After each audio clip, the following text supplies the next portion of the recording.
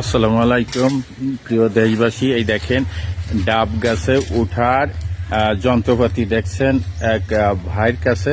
ভাই, আপনার নাম কি? আমার নাম মোহাম্মদ ইজাত আলী খান। ইজাত আলী খান। ভাই, এই যে হাতে যে জিনিসটা দেখছি, এটা হচ্ছে মূলত কি? এটা হচ্ছে গাছে ওঠা মেশিন। আচ্ছা, নারকেল গাছে ওঠা মেশিন। আচ্ছা, একটু দেখেন তো কিভাবে গাছে উঠতে হয়। তো তার সাথে কথা বলে নেই, আপনি এর আগে কি করতেন?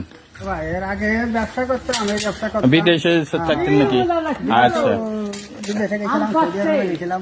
আচ্ছা, তো এখন দেশে এসে এটা এটা দিয়ে যে গাছে যে ওঠেন, এই জিনিসটা মূলত আপনি কই পাইছেন? এটা হচ্ছে সরকারের থেকে দেশে, সরকারে আপনাকে দেশে মোল্লারহাট উপজেলায় থেকে কৃষি অফিসটা দেশে। তো এই যে গাছের সাথে যে বাঁধতেছেন, তাই না? আগে তো আপনি এমনি উঠতেন, হ্যাঁ, অনেক কষ্ট হইতো, কিন্তু এখন আপনাকে এটা দেওয়াতে আপনার কেমন মনে হচ্ছে? অনেক সুবিধা হয়েছে, অনেক সুবিধা হয়েছে আপনার জন্য, অনেক ভালো হয়েছে, তাই তো? আমার জন্য অনেক ভালো হয়েছে। ভালো হয়েছে। তো এইভাবে বেঁধে আমরা বন্ধুরা দেখতে থাকুন যে এই যন্ত্রটি দিয়ে গাছে হেঁটে হেঁটে গাছে উঠবে আর হেঁটে হেঁটে নামবে। আমরা একটু দেখতে থাকি।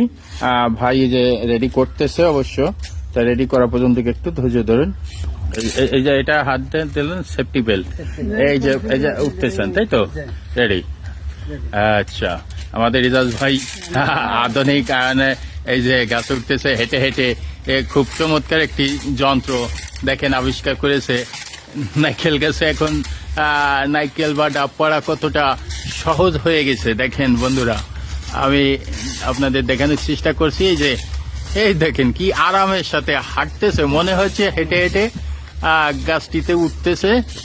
এই যে আমরা দেখতে পাচ্ছি উঠে গেছে।